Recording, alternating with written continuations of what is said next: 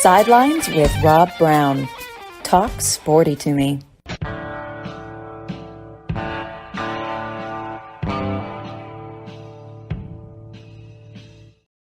All right, Rob Browne here with you on this Wednesday morning edition of Sidelines. Got a great show in store for you today. Dave Schultz, Schultz Cast, will be joining us here from Lafayette, Louisiana, here in the first segment. We'll be followed up, segment number 2, by Doug Dean, checking in from Birmingham. Hour number 2, Coach Butch Thompson talks about this SEC baseball race, which is just it's brutal. There's really no days off. Look at Arkansas, Vanderbilt, South Carolina, Florida. It is a tough road to get to, just to get to Hoover. Okay. Now, people will tell you, what's the big deal about the SEC tournament? Well, it's big if you need to win a few games to get an NCAA bid. There's always going to be that debate. Does it help you? Does it hurt you? I think you want to always win. And there's nothing to be gained by losing. Okay. So we will be covering a lot of ground today. Also in hour number 2, Ben Troupe and Vernell Browne check in with us. Now, these guys are advising Anthony Richardson, the number 4 pick in the draft from Florida, as he was taken by the Indianapolis Colts. And, your life changes when you are a number 4 pick in the draft. I think that contract is $33.9 million. A big chunk of it, maybe $20 million, is guaranteed. All right. So, hey, you got to be able to handle that. You got a lot of things coming at you, and you got to focus on being a quarterback. That's why the Colts drafted him. So we're here 6 days a week, 50 hours plus a month of content. We cover a lot of ground: SEC, Sunbelt, AAC, ACC. We'll hit up the Big 12, the Big 10, Pac-12. There's a lot happening. You say this is the off season. Not really. This is when a lot of grabs are made in the portal. Schools wrapping up for places. If you're a grad transfer, you can jump in the portal at any time. But before we go to, I'm going to bring in Dave Schultz. Denny Crum passed away yesterday. I think he was 86 years old. And Dave, I was texting last night with my friend Mitch Davis, the MitchDavisShow.com. And, growing up in Memphis, the Memphis-Louisville rivalry was unbelievable. Right. I didn't hate Denny Crum, but you hated Louisville, but he was one of those coaches that I grew up with and you grew up with that made you just love watching basketball. His legacy will live on forever, and nobody lives forever, but he's one that built something pretty damn special. National championships in 1980 and again in 86. So built a hell of a legacy up there at the U of L. What was the 80s team called? Was that the Doctors of Dunk or something like that? Dr. Duncanstein, Darrell Griffith. Right. So that would have been just really before my time. I don't remember watching that one. I seem to remember watching Bird and Magic a little bit. Yeah. So that's just before. I certainly remember Jordan. And Isaiah. That's because Reagan got shot. Yeah. Before Isaiah took down Carolina. Wow. So Denny Crum. So we're aging ourselves because you're talking Memphis and Louisville. So that means the Metro Atlantic Conference that nobody has any idea about. And because probably that was one-sided. The longer it went towards Louisville. And although Memphis had the Keith Lees of the world for a little bit, it always went Louisville's way. And he was doing it in the shadow. Coming out of UCLA, and then. In the shadow of Dean Smith, right? He won a championship before Dean Smith did. Yeah. In 80, it took Dean Smith until 82 to win it. And of course, one of my first probably forays into sports betting, I lost the Duke Louisville matchup. Never Nervous Purvis, right? Jay Billis, Johnny Dawkins, Tommy Amaker, that crew. That was the first great Duke team that they had since Krzyzewski got there. And, that Louisville beat them. Yeah. Dave, think about this, what you just said. Dean Smith didn't win his first national championship till 82. He was there for a long time. It took a long time for Denny Crum. It was 14 years in for John Wooden at UCLA. I mean, in today's world, we'd never know who those guys were, would they? Yeah, that's true. That's very right. And it's going to get in the college football, Rob, it's going to get worse, right? Yeah. It's one thing to miss, and I'm not sure if we talked about this. Maybe we have. It's one thing if you miss a college football playoff and there's only 4 teams in it. But if you're Texas A&M and you miss a college football playoff with 12 teams in it, good luck, Jimbo. Good luck. Yeah. Right. You're gonna, especially if somehow 3 SEC teams get in it somehow, some way, and you're not one of them. That can't happen more than once. If it happens twice, you're gonna lose your job. Yeah. Yeah. Which is not really fair, but is the reality of the situation. It is. And you look at what you're paying a coach $6 million, $10 million. Right. If you're not winning big within the first couple of years, that narrative is going to be you can't get it done. Look at the deal at Florida with Billy Napier. We have Buddy Martin and Franz Beard on a lot from GatorBaitMedia.com. The clock is ticking on all it these is. coaches. But and I'm biased. I'll admit I'm biased. Yeah. I'm going to slow my roll on that, right? He had a quarterback that had a difficult time either completing a pass or wide receivers catching the ball. So now we got to go to another quarterback. Is he going to have that quarterback for a couple of years? We need to slow the roll there. I will say, though, once we do get to that 12-team playoff, if Florida isn't knocking on the door, Napier's going to have a tough time. Freely admit it. And I think that column that Buddy Martin wrote was just saying, hey, you just take some time. And he said, nobody likes to slow cook. Everybody wants the guy on the grill. Hurry it up. I'm hungry. But it's better when you're low and slow, especially if it's barbecue. The problem is the team winning the national championship is in his division. That's the problem. If it was Clemson or Florida State or Oklahoma or Texas, it probably, the hot seat wouldn't be quite as warm. But it happens to be Georgia, basically their big rival.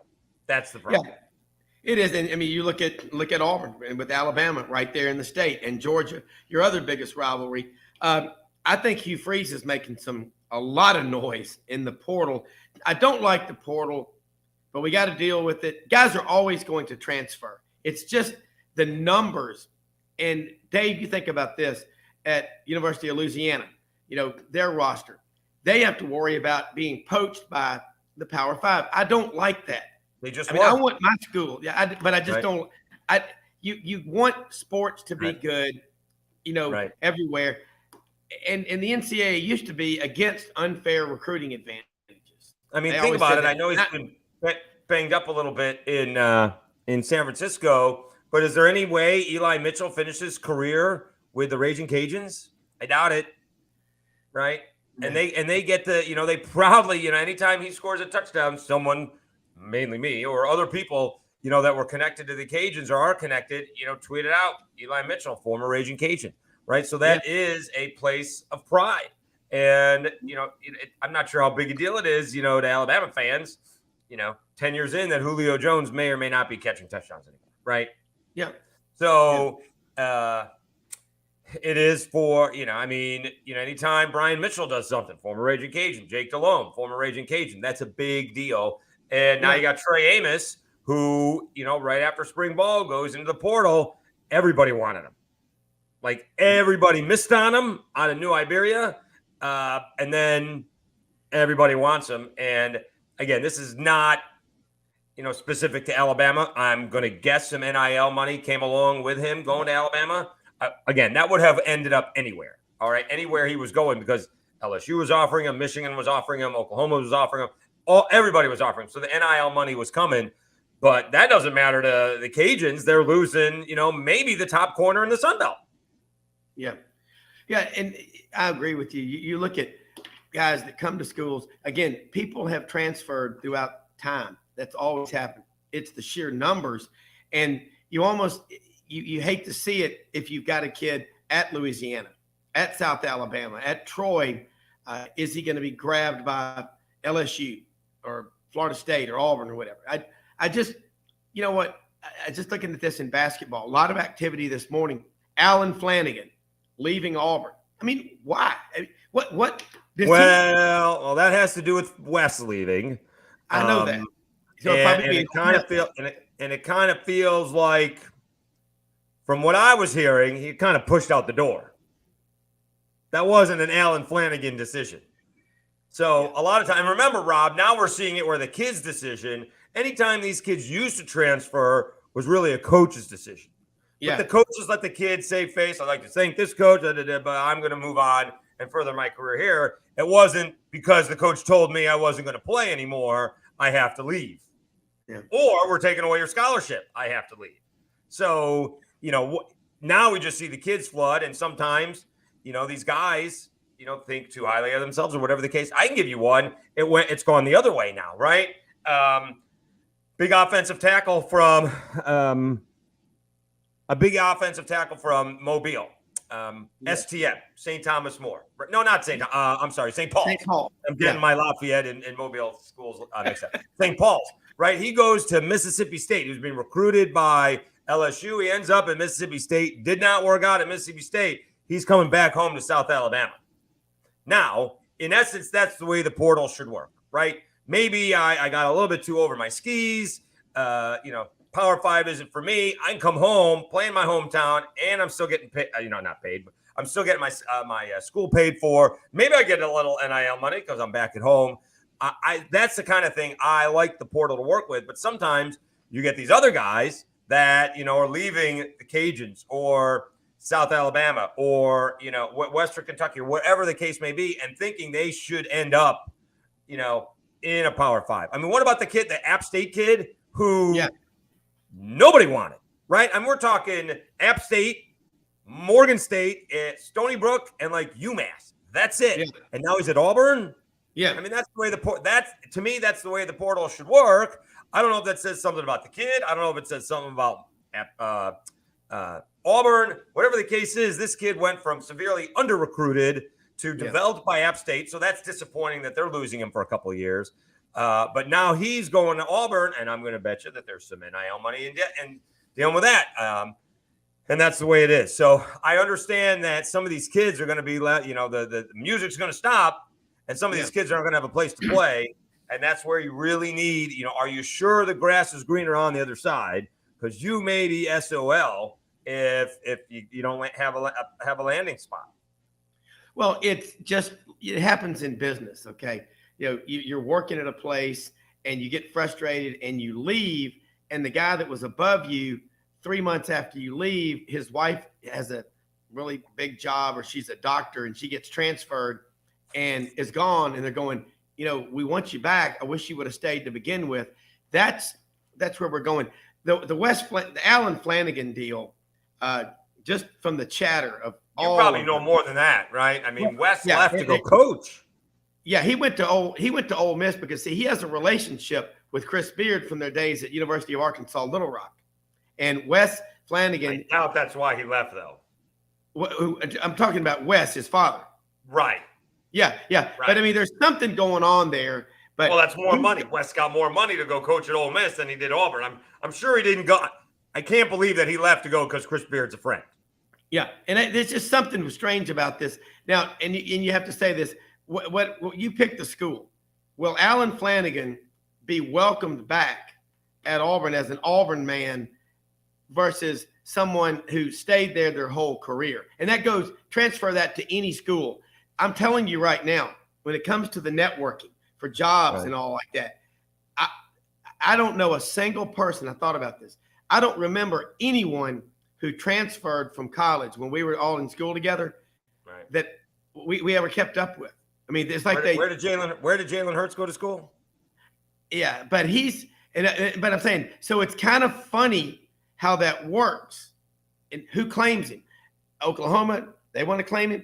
Alabama claim him. Jalen is a class act. He handled it right. So I think he's accepted at both schools. Well, I think Alan's probably handled this right. Again, you probably know more than me, but from what I saw, it wasn't really Alan's decision. That's my understanding. I like Alan Flanagan. I like his father too, both. And I'm just, that's what I'm saying. I don't know the circumstances, but by the way, Rob, that stuff goes on, getting the jobs and everything like that. Yeah. That starts in high school. Oh yeah. All right. That's not just a college thing. That's if, I'll give you a great example, and maybe he might be lesser of an example because of personal relationships, right? So remember Dylan Moses with this highly recruited linebacker right out of Baton Rouge. He was going to LSU. Les Miles was recruiting him. He is one of Les Miles' kids' best friends. So basically, he's recruiting Dylan Moses at the dinner table, right? Dylan Moses coming over, playing with Miles' son. He's good friends with him. And then Les gets fired.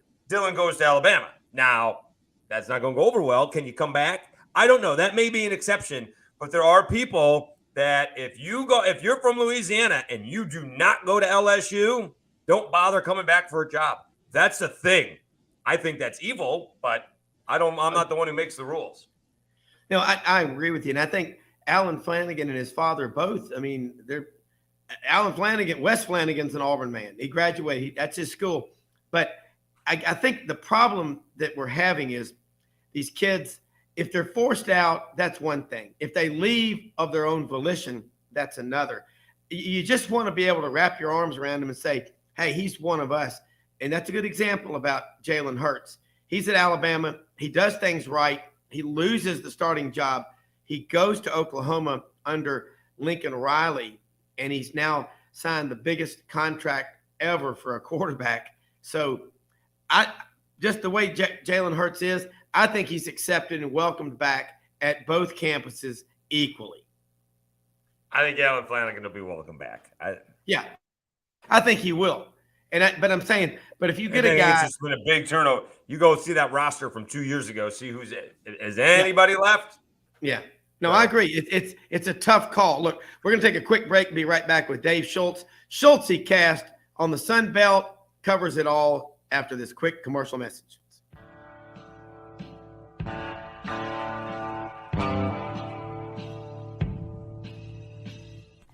Red River Ford and Toyota, located in Wynne, Arkansas.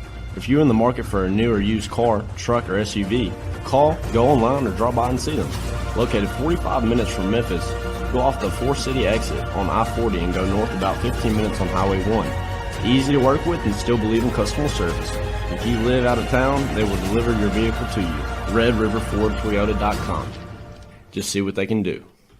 Strengthen your seed zone this spring with quality tillage equipment from House Industries. Located in Cherry Valley, Arkansas, House Industries specializes in manufacturing superior equipment that will minimize your downtime and keep you working in the field. To ensure the highest quality control, all design, fabrication, and testing takes place in a 99,000 square foot manufacturing facility located right here in the heart of the Delta. Locate your nearest House equipment dealer online at houseindustriesinc.com. House Industries, breaking ground. Sidelines with Rob Browne. Talk sporty to me.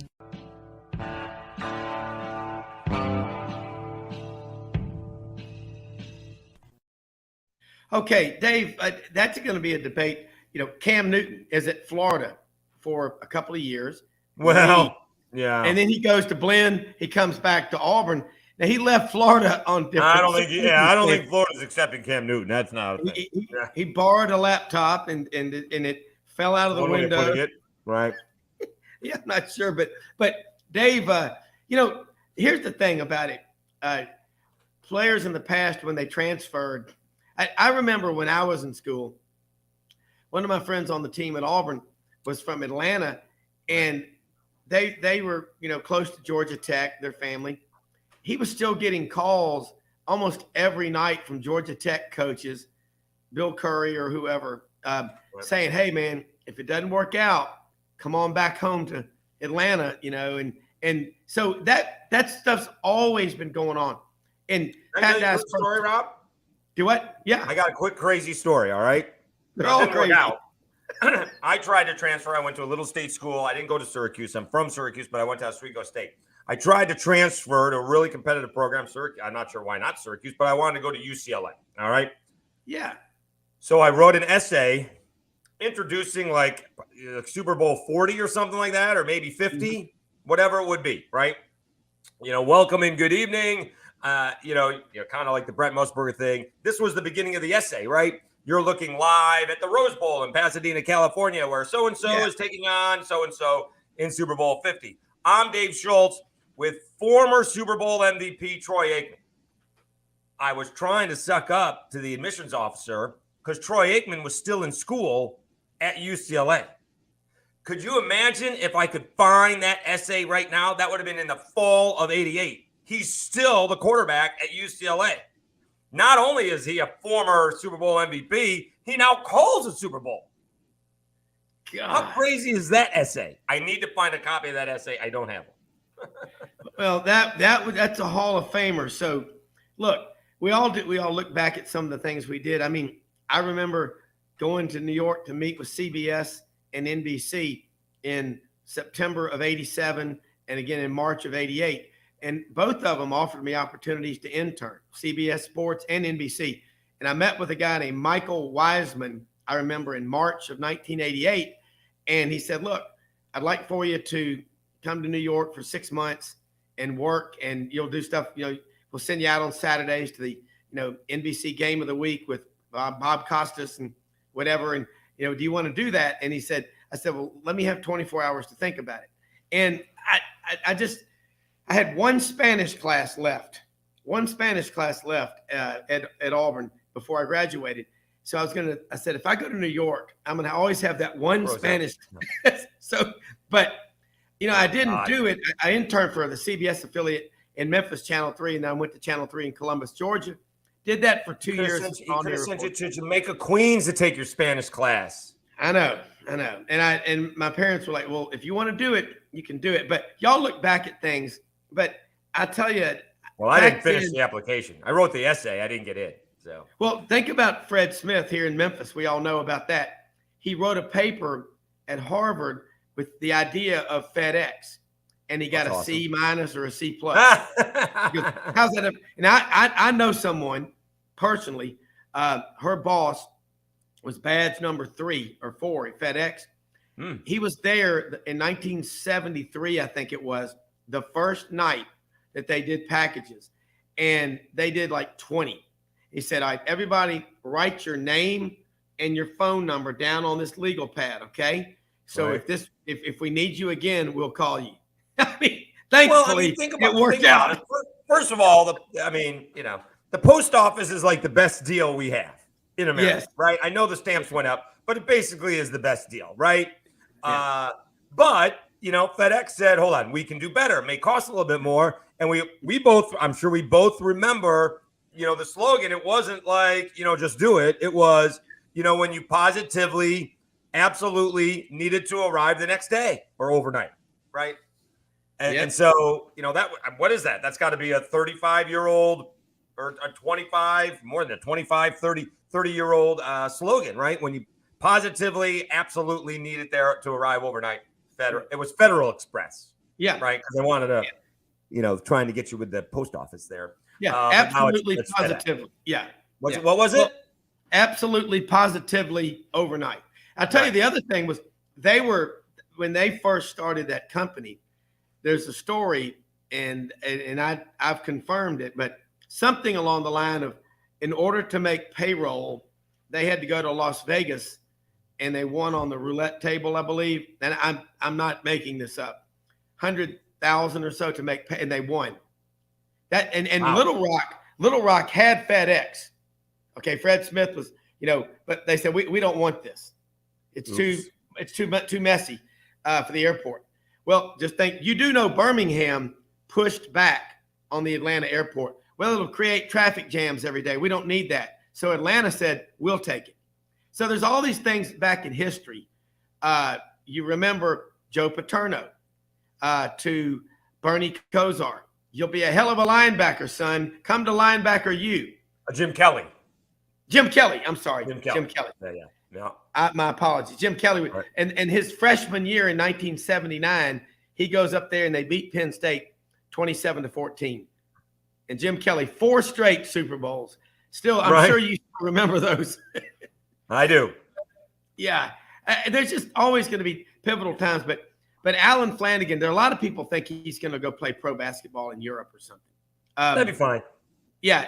I wish him nothing but the best. I think he's a good basketball player. He's obviously, he has his moments. He's not spectacular at one thing. He seems to be above average at some things. Yeah. He's not a great shooter. Does a good job driving to the hoop. Good finisher. Yeah. And I think he could probably play a long time in Europe.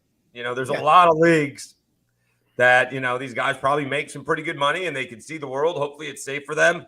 Learn a couple of different languages, meet some new and interesting people. Somebody here from the Raging Cajuns, I think he's been there for 5 years. Bryce Washington has played in Israel for like 5 years. I think he won a championship. Basketball is so big in the rest of the world. You go to Israel, and I remember being in Spain and Germany. Basketball in the summer over there, that's all you see. It's like baseball in America. Right. That's all they watch. And the guys do pretty damn well when they come over here to America. Dave, let's talk real quick about the Sunbelt. We're going to have Butch Thompson on top of the second hour talking SEC and college baseball. Look at you. Let's talk. Yeah, well, I tell you, I love Coach Thompson. I was texting him Saturday before the LSU game, and he's so positive. He says, dominate Saturday. But you know what? These coaches like Butch Thompson, they know these coaches everywhere. They all are friends in those relationships. Sure. I think that's one of the coolest things about sports. I want to talk about the Sun Belt. Dave Cody's listening right now out in Bellingham, Washington, 40-plus years as a sports anchor, most of them in Austin, Texas, but talks about in Montgomery, home of the Biscuits. That's where the Sun Belt. We talked to John Hartwell about that. Again, I just love to see it matters on any level, your sports teams, because the almost 400 student athletes he's got at ULM. I don't know how many they have at the University of Louisiana. I like that. I like that L branding. I think that's very smart for the University of Louisiana. They don't want to be called Lafayette. I don't blame them. No. Hell, I did not have any gray hair before I came to Lafayette 10 years ago. No, I'm kidding. So, no, that's a thing. It's a very vocal minority about Louisiana Lafayette and LSU, Baton Rouge people, act like kids because they know it gets under the skin of the people over here. It's a whole thing. So, the baseball is interesting here, Rob. Baseball is in Montgomery in a few weeks, and it's single elimination, double elimination, and at the end, single elimination. We have the softball tournament here in Lafayette beginning today, barring weather, and it's single elimination all the way through. I've never seen that, right? Yeah. I mean, you don't get single elimination in postseason play in baseball and softball ever, right? I mean, the regional, you get to lose twice, it's double elimination. Super regional, it's double elimination. College World Series, it's double elimination. In fact, College World Series, you get to the end, it could be triple elimination, right? Yeah. If you've already lost once and you get to the final series, you got to lose 2 more times. So we're looking forward to it. Some controversy with the Sun Belt. Marshall seems to be overlooked because their schedule was not great. They win a school record 43 ball games, and they had not one but 2 Triple Crown winners, the hitter and the pitcher. Autumn Owen was the hitter, and Sydney Nestor was the pitcher, and neither one of them was the hitter of the year or the pitcher of the year. And Megan Smith-Lyon was not the coach of the year. So we have a little bit of controversy here for the Sun Belt Conference tournament. Again, hopefully we get it in. Raging Cajuns are favored to win at home. They should pull this off. And if so, maybe they get to host a regional. Yeah. Well, again, I'd like to know if next week when you come back on, I'm curious, there's got to be a lot of players from the Sun Belt that are in the majors. I mean, there's no question. I'd have to look at the most prominent one only because it was from Mobile. Brendan Donnelly is a Cardinal. He played for Mobile. Yeah. Or he played for South Alabama. So, I mean, Josh Donaldson, I guess, played for South Alabama. He's from Mobile, actually. Yeah. Josh Donaldson played for Auburn. He played for Auburn. Josh played for Auburn. He's from Mobile. He's from Pensacola. Right. He's from Pensacola. Josh is from Pensacola. Josh is from Mobile. He went to Faith Academy High School. Okay. I thought he was from Pensacola for some reason. He may have been born there, but he went to Faith Academy. I'm pretty sure he went to Faith Academy. No, I'm not going to argue. Mobile claims Josh Donaldson. But by the way, when you're real quick before you go, when you're in Mobile, you've got WALA, you've got WEAR TV channel. Mobile, Pensacola. Do you still feel like it's the same market almost? In a lot of ways. I don't know. Pensacola is 45 minutes away. They used to try to blend the two of them together. There is one TV station, I guess the ABC affiliate that is in Pensacola that comes into Mobile. It's closer than I thought. I thought it was over an hour, but it is 45 minutes. That'll be the bonus. Last time for the basketball tournament, I was commuting, 45 minutes one way, an hour and a half both ways. And now my commute from Lamson Park is going to be 10 minutes or less, depending on the lights. Yeah. Well, So it's I'm going to be liking that. big. Dave, so next week, we're getting closer to the tournament, but I'm just curious, next week when you come back on, let people know how they can follow you, keep up with you, because you put out just a ton of content. Well, people say it's kind of a slow time. It's not slow. Stuff we do. We got the Lockdown Sunbelt at Schultz. You can follow me on Twitter. One of the quick stories, and you mentioned it, Rob, how small these kind of worlds are, baseball and softball. Yeah. So I don't know anything about Marshall softball. Nothing. Megan Smith-Lyon, don't know anything about her. Turns out Megan Smith-Lyon coached at LSU under Yvette Girard. Yvette Girard built and started the Raging Cajuns softball team, then went to LSU where Megan Smith-Lyon is, and now Megan Smith-Lyon's Marshall Thundering Herd softball team is going to be playing on Yvette Girard Field in Lamson Park. I think that's really cool. So you can go check out the latest Locked On Sunbelt. Please subscribe, rate, and review. A couple people subscribed yesterday. I had a ton of downloads, so that's nice. Yeah, so, and again. That's what Doug is doing right now. He's subscribing Locked On Sunbelt on YouTube. I appreciate it, Doug. Thank you so much. Let me legendary. Yeah, it is. How many of these podcasts are you putting out a week? We put out one every day, we hope. One every day on Locked On. 5 days a week. We put it out Monday through Friday. Well, God love you. As who was it yesterday said, it was Jacques Doucet from Baton Rouge was on with us. And he said, WAFB. Yeah, WAFB. He said, God love Dave Cody, 40 plus years in local news and sports, the local radio, the local writers. They are your absolute best sources. And I think Buddy Martin said it best. You ready for this, David? What's an expert in today's world?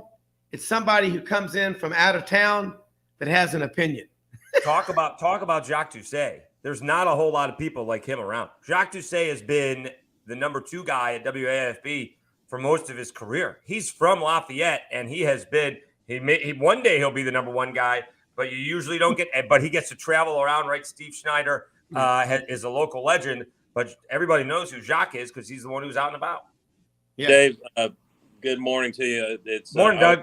I always enjoy your take, and I even love the edge you have since you didn't entirely grow up down here in the deep South. But I have to tell you, having produced a podcast show for several years with my dear friend, Coach John Ray in Central Florida, the average listener and probably sponsors, if we're honest, don't appreciate the agony of what goes into producing and editing a well-run podcast show. Am I right? I'm not sure. More anxiety than agony, right? Hopefully that's the case. Yeah, that's fair. But yes, like right now, I do not know what tomorrow's podcast is going to be. It would be nice if it was the Sunbelt commissioner during, the Sunbelt Conference tournament. It will be a recap. I'm sure it'll be a recap of what happens today and look ahead to Thursday's matchups. But it would be nice to know. I'm going to be obsessed all day today trying to get an episode for tomorrow. Yes. See, right. Rob Browne is smarter than me because absolutely he goes live. Right. And you don't have the opportunity to have to edit it, so you don't have that work. You just live with whatever gaps happen to be part of the show. But no matter how much smarter Rob is, Doug, my hair will always beat Rob's hair. He has not figured out how to get that good haircut yet. Hey, let me tell you something. Hey, let me tell you what the hardest thing to do is. It's like being a chef, and they say, "What's the meal going to be?" And that's the podcast every day. The Lockdown 7 days a week. Five. Give me a break on the weekends. Okay. 5 days a week, Monday through Friday. Yeah, but when you go get these, one more time before you go, tell people how they can follow it. Lockdown Sunbelt. All right. Yeah. Please subscribe on YouTube. You can find it in any audio podcast as well. Spotify, Apple Podcast, Amazon, iHeart. And, of course, at SchultzCast, SchultzCast.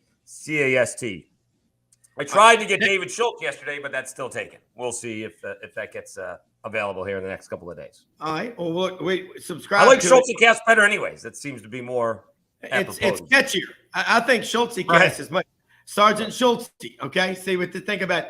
You cannot. I know nothing. But bottom line is, you're putting a ton of information out there, but you also do it on Twitter. That's the key. And we're going to take a quick commercial break and come back. But David, we do it next week. I'm just curious if you can find a total number of Sunbelt players in the majors. Because ever or right now?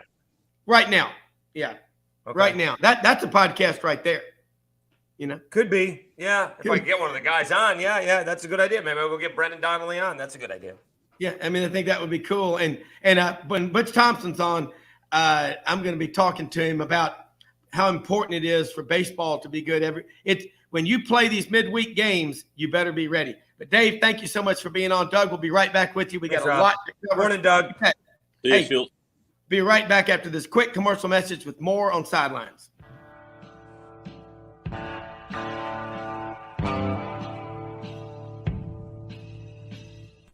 Red River Ford and Toyota, located in Wynne, Arkansas. If you're in the market for a new or used car, truck, or SUV, call, go online, or drop by and see them. Located 45 minutes from Memphis, go off the 4-city exit on I-40 and go north about 15 minutes on Highway 1. Easy to work with and still believe in customer service. If you live out of town, they will deliver your vehicle to you. RedRiverFordToyota.com. Just see what they can do. Strengthen your seed zone this spring with quality tillage equipment from House Industries. Located in Cherry Valley, Arkansas, House Industries specializes in manufacturing superior equipment that will minimize your downtime and keep you working in the field. To ensure the highest quality control, all design, fabrication, and testing takes place in a 99,000 square foot manufacturing facility located right here in the heart of the Delta. Locate your nearest House equipment dealer online at houseindustriesinc.com. House Industries, breaking ground. Sidelines with Rob Browne. Talk sporty to me.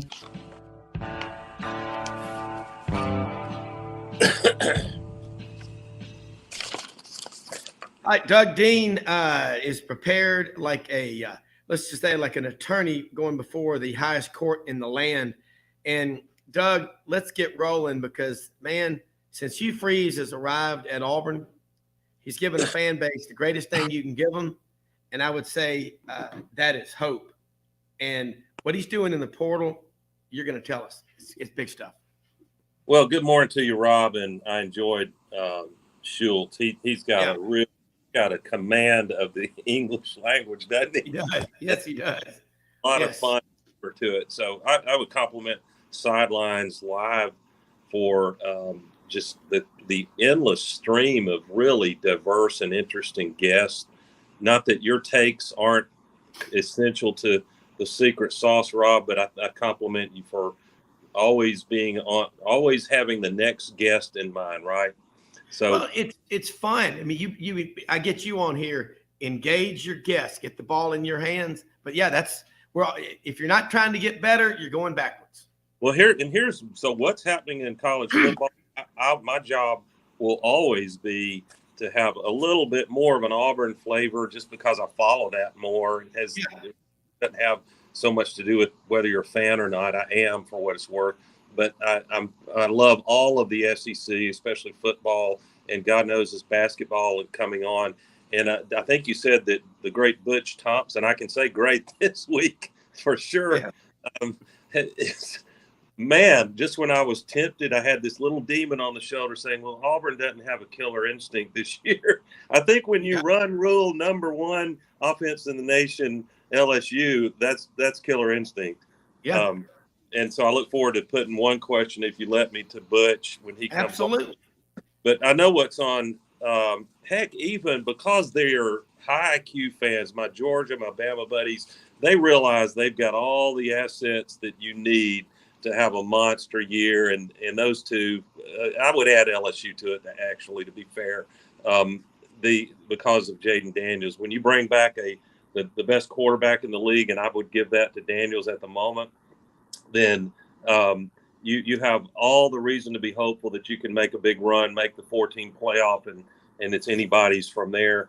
But I've had Bama fans, Georgia fans curious and asking me, what is one Auburn guy? I'm by no means an authority. I would tell you to listen to Jason Caldwell's inside opinion and others on this show more than mine. But the get of Peyton Thorne and he needs to change the spelling of his first name, Rob, to Peyton, and wear number 16 or 18, if you know what I mean.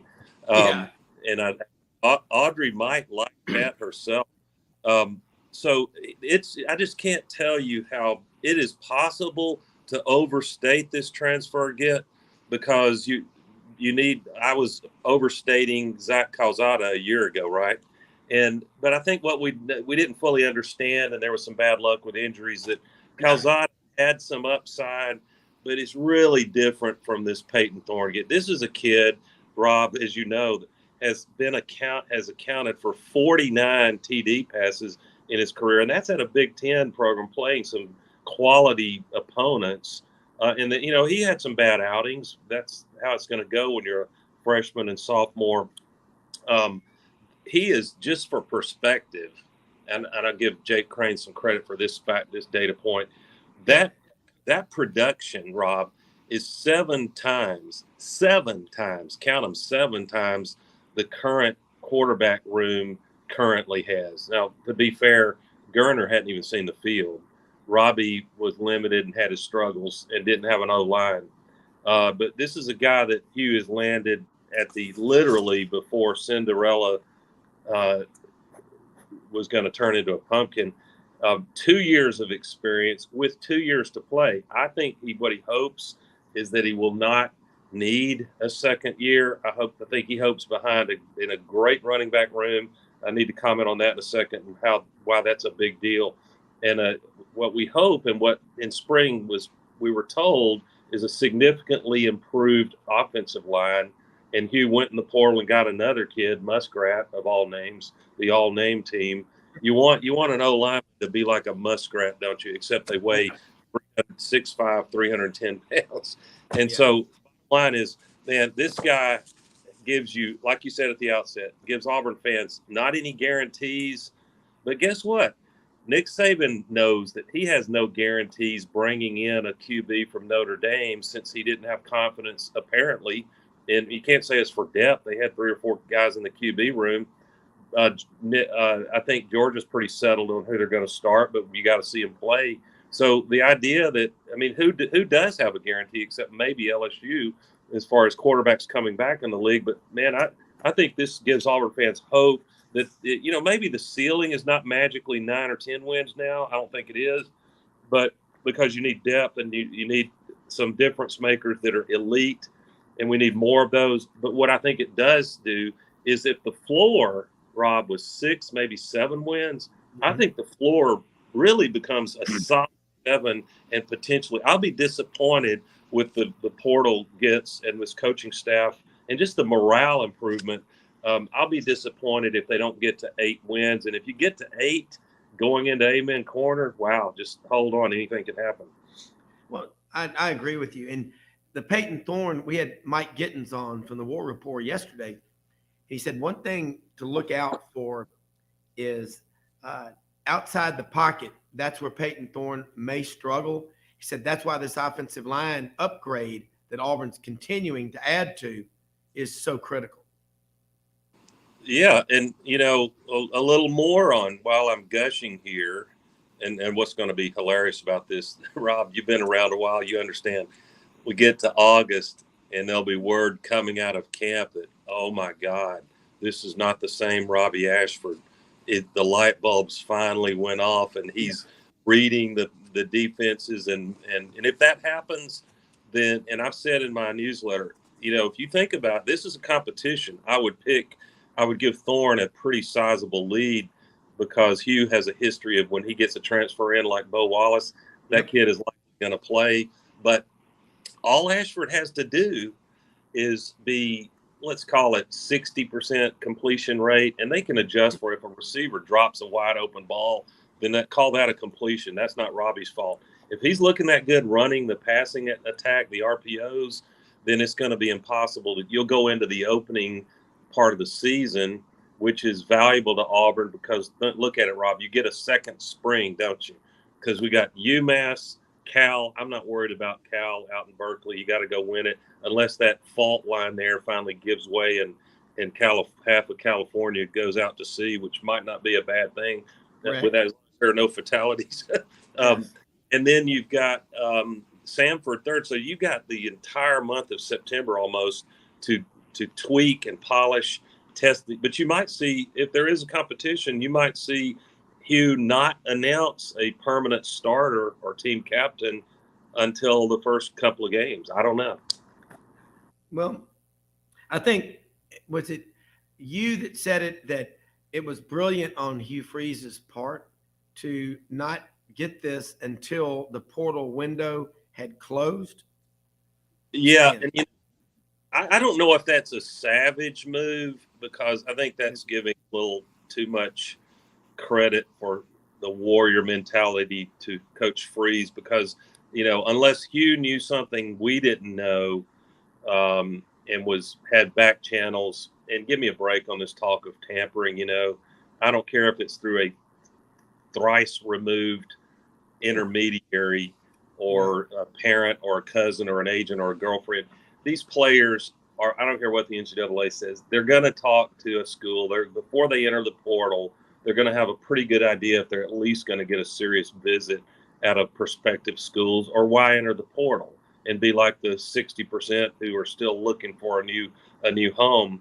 But whether Hugh intended the savagery or not, if that word is not too strong, it's pretty advantageous that realistically neither Robbie Ashford nor Holden Geriner, pronounced Geriner, by the way, listeners, according to his mom, they can't enter the portal now, so they essentially have to come back, since, to my knowledge, neither is a graduate transfer. Obviously, Geriner's not. I don't know how far along academically Robbie is. Do you? Probably 3. I know he had 2 years at Oregon playing baseball, so he's probably junior. And so that either of them are miffed and resentful. I think they're competitors, and I'm not counting out any of the 3 of these guys. Thorne has the huge advantage in having run an offense, but you know what Thorne doesn't have? He didn't have a spring of learning the Philip Montgomery and Hugh Freeze way of offense. So he's got some work to do there. I hope they find a way to fudge a little, if you know what I mean, and get out on a practice field and just get some of the foundational stuff down. No, I mean, that is huge. It's like a junior college player, if he cannot come in January, he doesn't, and he misses the summer workouts and shows up for the first day of practice in August, his chances of success are almost zero. That's the way it is. So Thorne has a father, though, who's a coach, and he's grown up around this game. His father coaches where?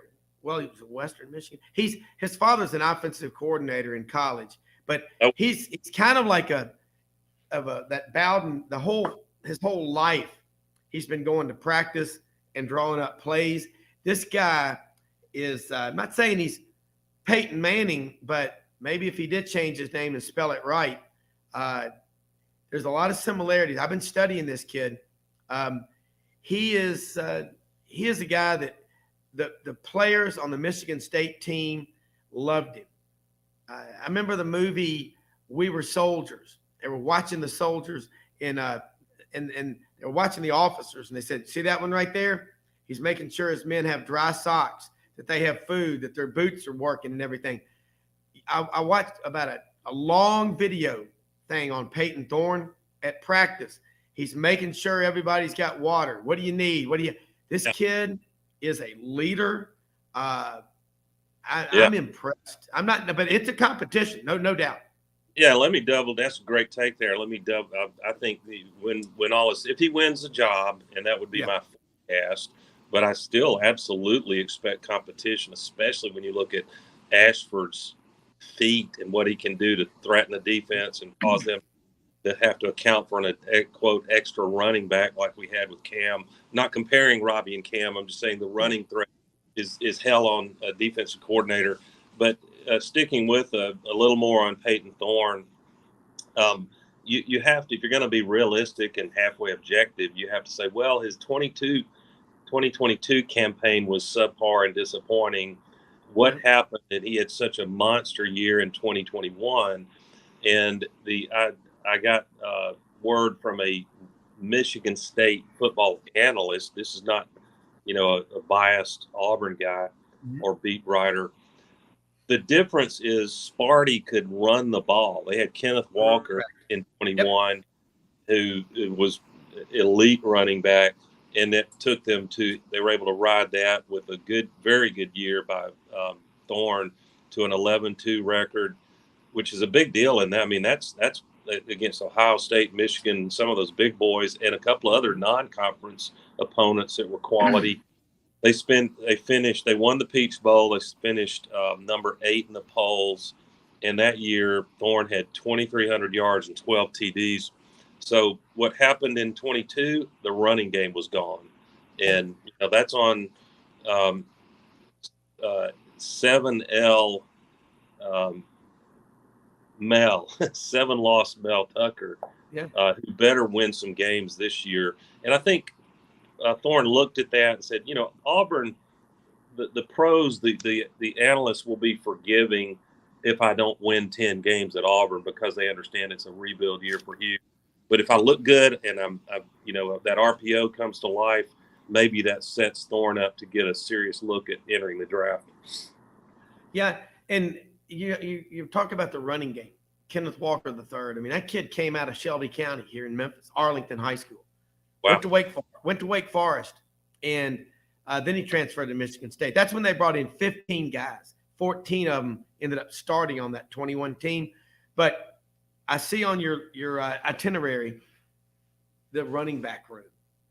Oh, I'm handing the ball off to you on this one because this is impressive. Yeah, Rob, if only we had a recording. Maybe there's one out there somewhere on the wide world of the web of the great Grantland Rice in his own voice saying, outlined against a gray blue sky, the four horsemen. Yep. And you talk about, I'm being giddy here, but it's May, and we have plenty of time, don't we, this summer when they start actual practice to adjust our analysis down to reality if somebody's struggling. But on paper, and it's not on paper with Jarquez Hunter and really not Damari Alston. Jarquez especially, Freeze has said he's the best running back he's ever coached. Now, he didn't get to coach at Georgia or Alabama, or he would have a different answer. I get that. Yeah. But the four horsemen, this Batee kid that's a little scat back that's going to cause real problems in open space for defenses, and I think that's how they plan to use him. The bell cow Jarquez, don't you love seeing him sitting on the hood of a brand new truck? What NIL can do for you, Rob. Damari Alston, and then the true freshman coming in, Jeremiah Cobb, who they're excited about his physical style, but also that he's really proven to be great catching the ball out in space, which has been one of the missing links in recent years. So back to the point, when Peyton Thorne has a great backfield, a great rushing attack, Peyton Thorne, this analyst says, can be a very good quarterback.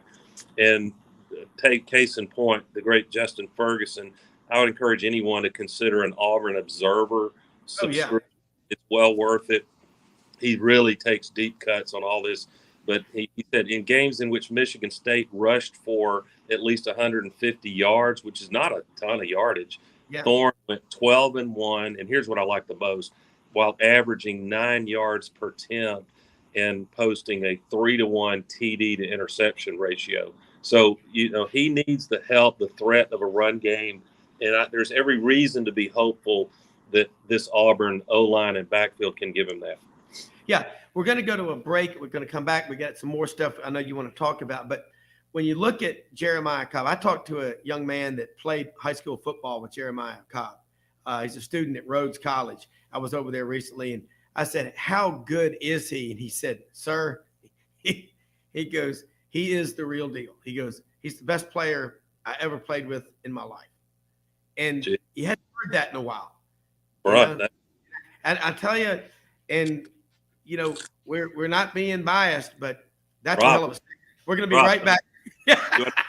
Hey, hang on those orange and blue glasses. We'll be right back. Doug.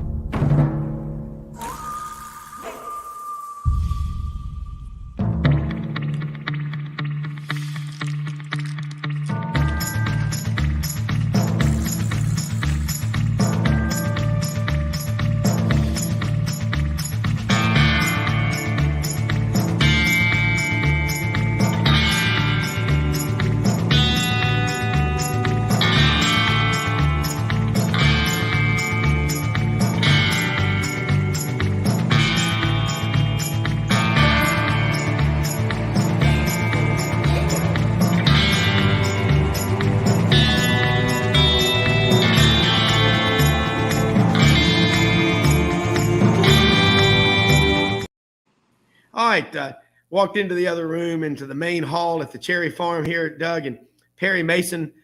Sam the Butcher, who was on the Brady Bunch, that guy, he's getting shaken down right now. I think they're about to get him. But I noticed Paul Drake, the great private investigator, was not wearing a plaid sport coat. He was wearing a dark suit. That almost never happens on Perry Mason. But yes, Doug, it is hard. But when you look and think about that, Auburn, I can't see. Yeah, that's right. It's been a while. I can tell you that. But Damari Austin, Jarquez Hunter. Damari got all the talk in spring, remember? Yeah. And he's another Atlanta area kid. I got to ask you, Jarquez Hunter, pound for pound, is as strong as any player. And he's from Neshoba County. I've run that triathlon, the Heart of Dixie triathlon over there, a bunch in Neshoba. You start off in Louisville at Lake Titicaca, and you do a 28. It's real hilly over there. And you finish at the Neshoba County Fair a couple of laps. And he's grown up. He loves riding horses. I call him Cowboy. And I've got a bunch of pictures of him over at the Stigma New House at a party last spring with my son and all of his friends. And he's known all over campus. He's one of the most popular people around. Nice. And just a good kid. And you sit there and you go, wow, if I'm recasting Leave It to Beaver, is he Wally Cleaver? I mean, shit. Hey, this he's impressive. He's very impressive. You know, and I'm gonna comment a little more on Jarquez because he honestly it started last year, and if it is may not be, but if it is possible, Rob, to compliment Jarquez Hunter without it seeming like you're besmirching the great Tank Bigsby, because I don't mean that at all. I mean, no more than I should have been able to compliment Ronnie Browne without it insulting Cadillac, right? In 2004, but. Thorne, remember, this is the last data point on him. I'm over carried away.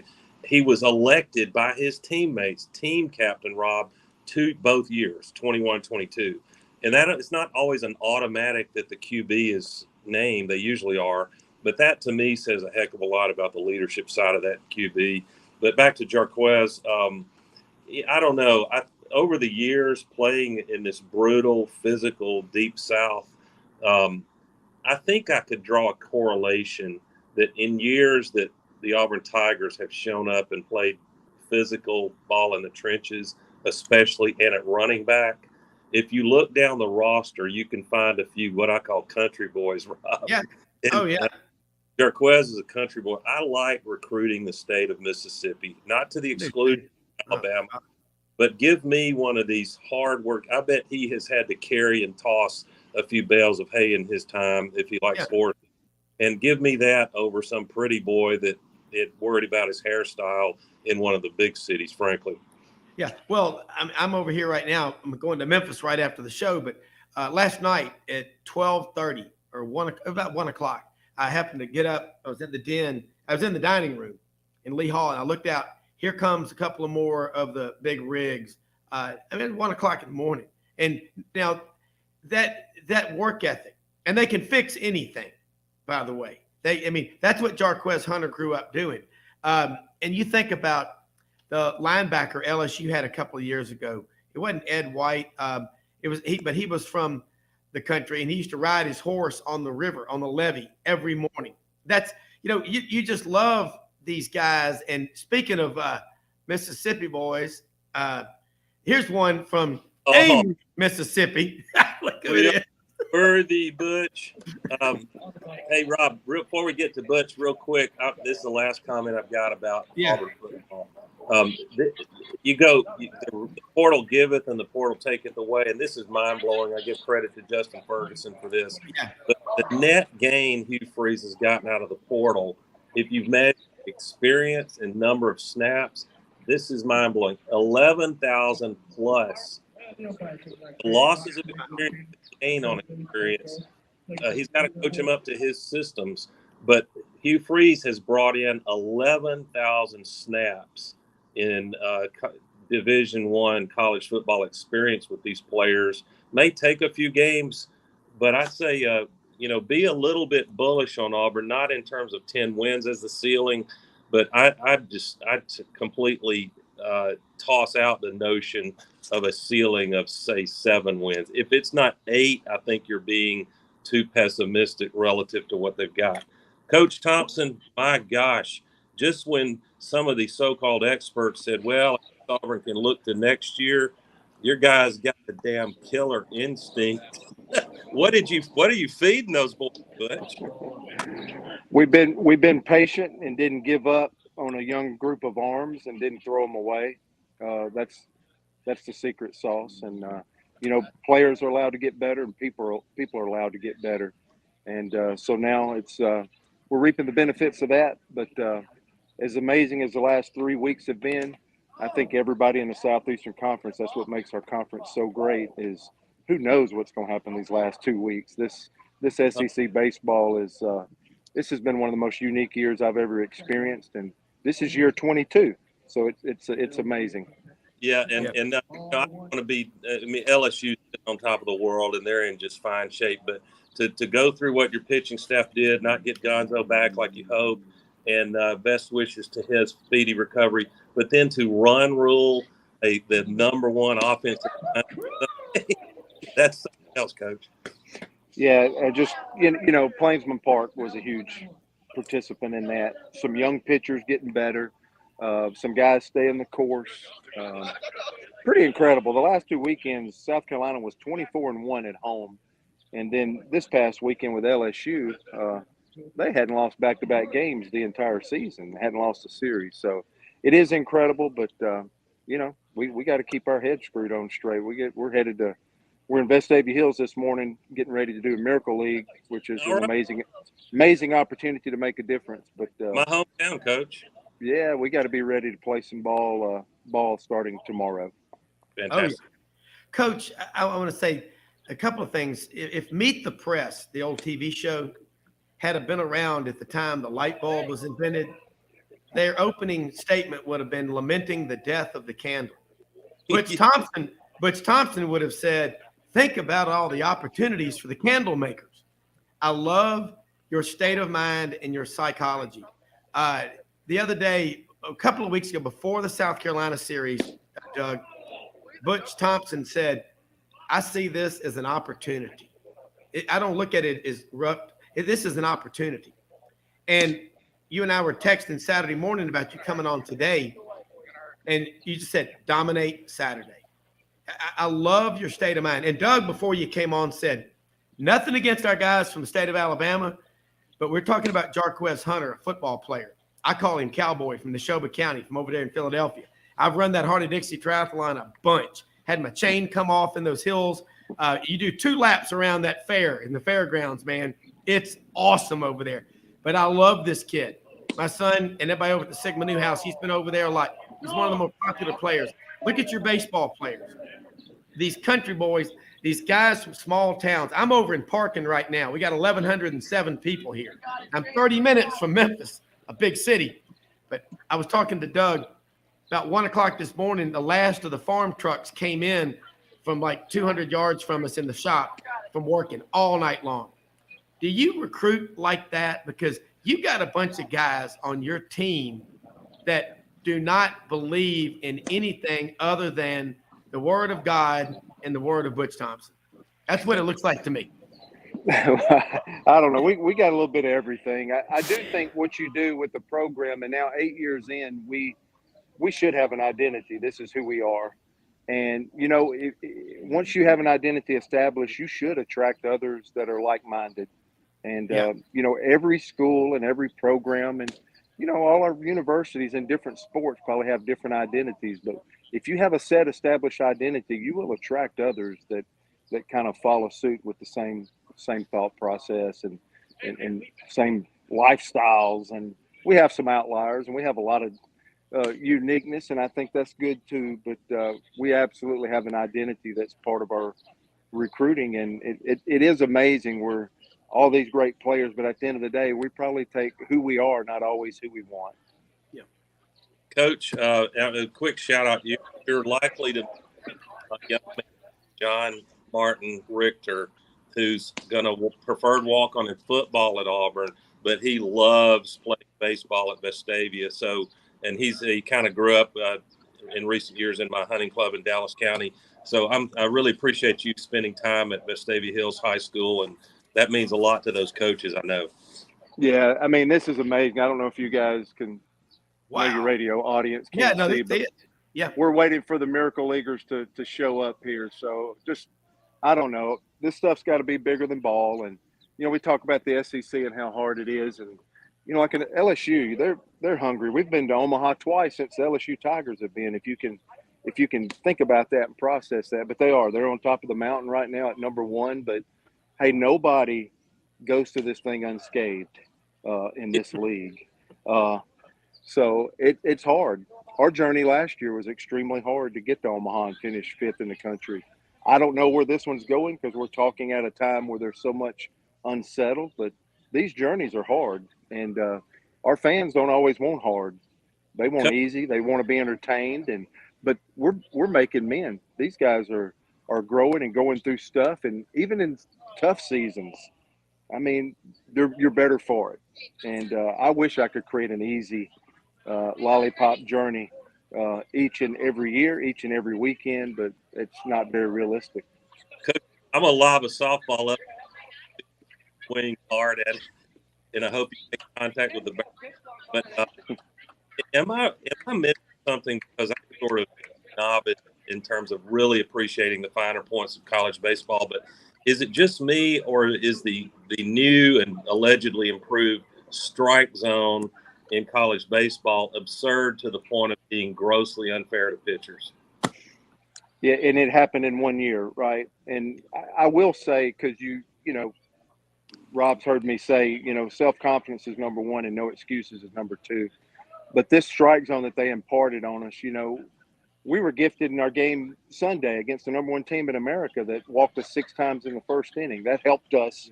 It didn't win the game, but absolutely gave us every advantage to start out with. We've played so many games like that with young pitchers or first-year players.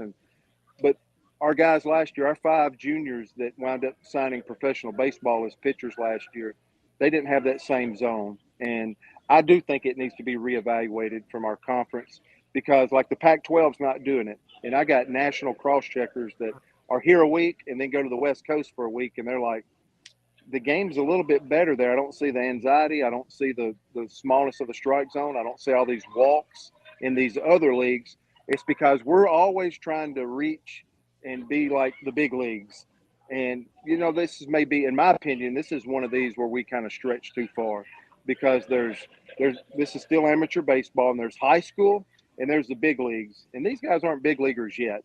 We have future big leaguers because 88 former SEC baseball players was on an opening day major league roster a month ago. But there's some step of – there's got to be another step in our strike zone instead of just making it a big league strike zone. Hey, and we have the best umpires in the country. We pay the most. It is the best league. We have the most resources. We have the best umpires. But these guys are scrutinized like never before. So as soon as they get off the field, they immediately get feedback, and they get a percentage rating on how good they called this new tight strike zone. And it's affected our game a little bit. But you know what? Our great coaches in our league, our great players in our league will figure it out. But my biggest concern is health of a player. I know the fan is experienced. We want to put the best brand on the field. But this health thing of losing players and, you know, I don't want our best teams that's going to qualify. There'll be 10 of us, 11 of us qualify for postseason. But if 7 of the 11 or 7 of the 10 or 8 of the 10 are missing their number 1 and maybe 2 or 3 more pitchers and we're not intact, does this create other teams that are going to have the advantage on us in postseason when we've done so well recently, you know, in the postseason to create some dominance in college baseball. But this new strike zone, I don't think the clock has affected us, but as you can tell, you struck a nerve with talking about this strike zone because we've struggled with it more than anybody in our league with having so many young players at the time that it came into play. And even Madden and Glavin would have trouble painting these corners, wouldn't they? Yeah, and when you make that statement, that's not the first time I heard it this year. And when that's the case, then we need to, you know, we're always evaluating to make things better, and it is the best league. And hopefully there's a little bit of at least evaluation of where we're at, because again, at the end of the day, we can be challenged, and we are challenged all the time. But the health of our student athletes and their experience has got to be paramount in every decision that we make. And so we always got to be willing to adjust something to make that as good as it can be. Coach, and I'm sorry to trample on Rob. It's his show, but I've got to ask this. Rob, I want to confess that it sneaks up on me, and I think this is true also that basketball at Auburn, that sometimes the Auburn fan base, try as we may, we might bring our football mentality to how to be a fan of seasons that are so long, especially baseball, and there's this tendency to say, oh, we're struggling, or even into a little into, but it does count you out. The point is to get qualified for postseason, right? Do you have any advice for us as DNA primarily football fans? No, it is a different mentality. I learned this one way back when I was like the pitching coordinator for USA Baseball for 3 years. And you have to understand, I've been trapped in Mississippi, Alabama, and Georgia my entire career. Yeah. And it was a good experience to be able to represent our country in that capacity, because we would get the best 20 players, in America at this young age group, and this 18-year-old that was going to be involved in next year's draft. And we would have 11 of the first rounders the next year. And the kids from California, I just started watching them, because I've been in this culture my whole life too. But the kids from California, man, they didn't wear their at-bats, they just kept playing. And I always respected them so much, and I learned that. And I got to see it firsthand, to where we're just in this culture and we apply our football mentality to every sport and everything that we do. And that is a competitive spirit that does well for us, but an outlook and a mindset in our sport of just how hard our sport is, how much failure is involved in our sport. The 3 out of 10 times, if you fail 7 out of 10 times and you're hitting 300, you could be a Hall of Famer. Yeah. Coach, it's just understanding that.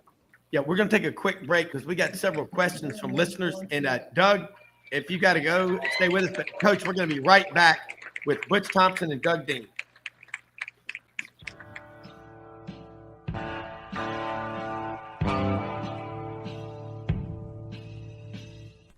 Red River Ford and Toyota, located in Wynne, Arkansas. If you're in the market for a new or used car, truck, or SUV, call, go online, or drop by and see them. Located 45 minutes from Memphis, go off the 4-city exit on I-40 and go north about 15 minutes on Highway 1. Easy to work with and still believe in customer service. If you live out of town, they will deliver your vehicle to you. RedRiverFordToyota.com. Just see what they can do. Strengthen your seed zone this spring with quality tillage equipment from House Industries. Located in Cherry Valley, Arkansas, House Industries specializes in manufacturing superior equipment that will minimize your downtime and keep you working in the field. To ensure the highest quality control, all design, fabrication, and testing takes place in a 99,000 square foot manufacturing facility located right here in the heart of the Delta. Locate your nearest House equipment dealer online at houseindustriesinc.com. House Industries, breaking ground. Sidelines with Rob Browne. Talk sporty to me.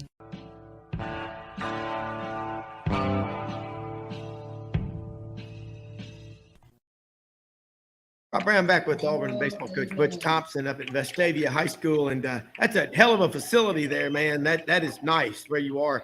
Got a question from Pat Cornelius about the big blue monster. And I get more people text me. They said, next time Coach Thompson's on, ask him, but that left field, the big green monster, could you do a navy blue one with a big, bold war eagle in orange on there? Is that permissible with league rules? Would you like it? We could. I honor Mr. Sanford and our winningest all-time head coach, Hal Baird, for that.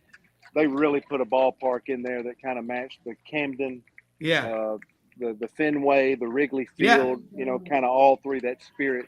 And that's where the green color come in so prominent in Park. So I don't want to be stepping on anything there. We put some blue and orange behind home plate and our power stripe just so everybody wouldn't think that when they turn on a game, who's the home team. Yeah. So we had to put a little blue and orange in there, but that park was built with the identity and the heart and soul of matching some of these pro parks, and that's why this ballpark has stood the test of time so much. It's a beautiful park, and hey, if Pat wants to again send me some money on down, we'll throw some paint job on this thing and make it a little more like Pat, but he's gonna have to get in the game to make that happen. That's right. Listen, he's listening right now. He also had a question. Not sure you can talk about the recruiting class, and but you got a really good one coming in.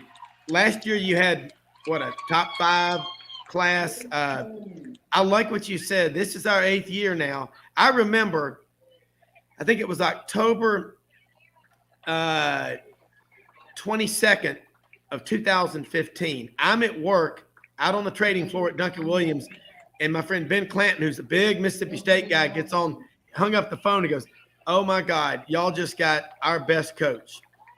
Talking about you. And he goes, y'all are gonna be winning big. And I said, yeah, I've followed Coach Thompson since he was at Auburn in 06, 7, and 8.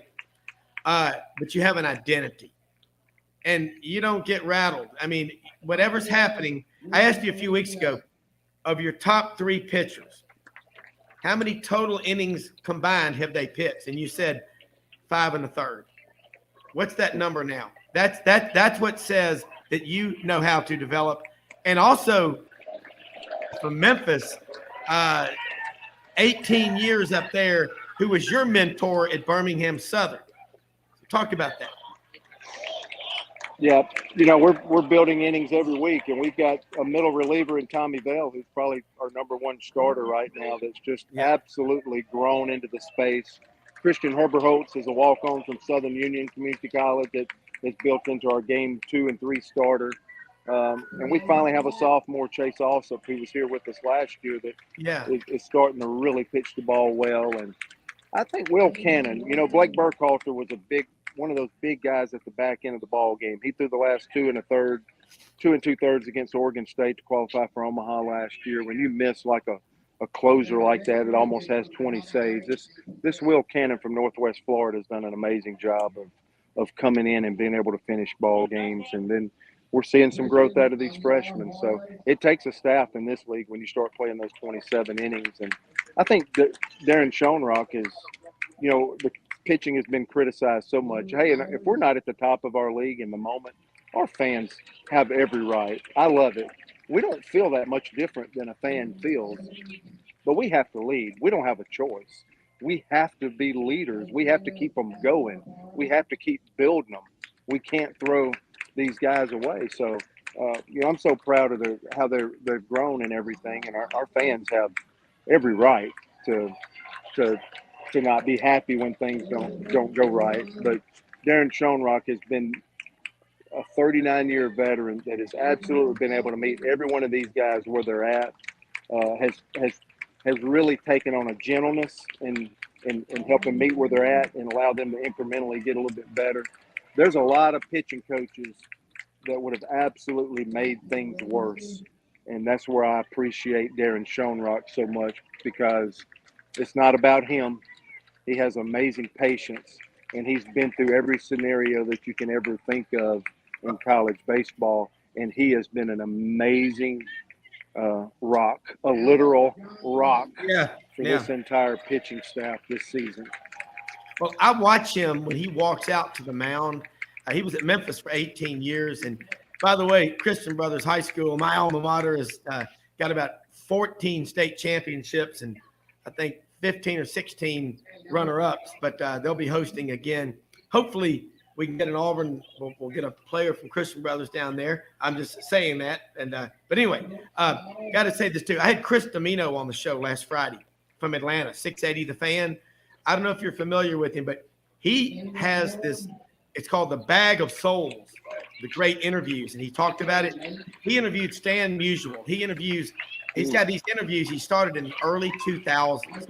And the next time he's on the show, I've got to have you on with him, because as a baseball savant that you are, as a student of history, you appreciate so much. I mean, Billy Roberts and I had him on.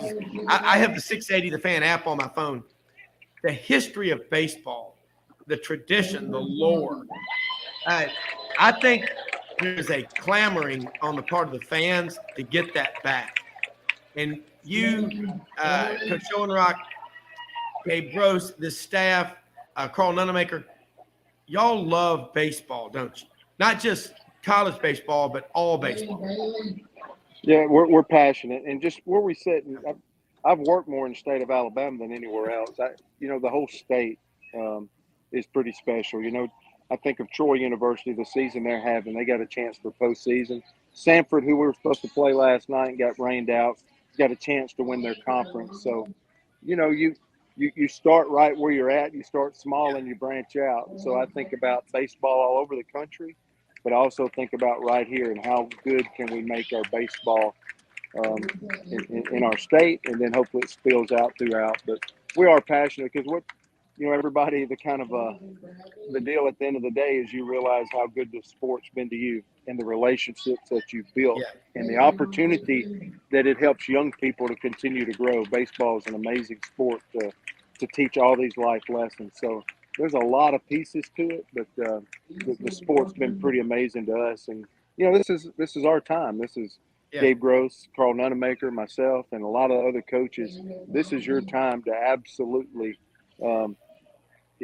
this is our legacy. I don't preach. I don't, have a real job. I'm not very gifted in a lot of other things. This is where I found myself to, whatever difference it is you're going to make, I'm making it in this space and using this amazing sport. Yeah, well, you have a great job. Now you're a grandfather. That's exciting.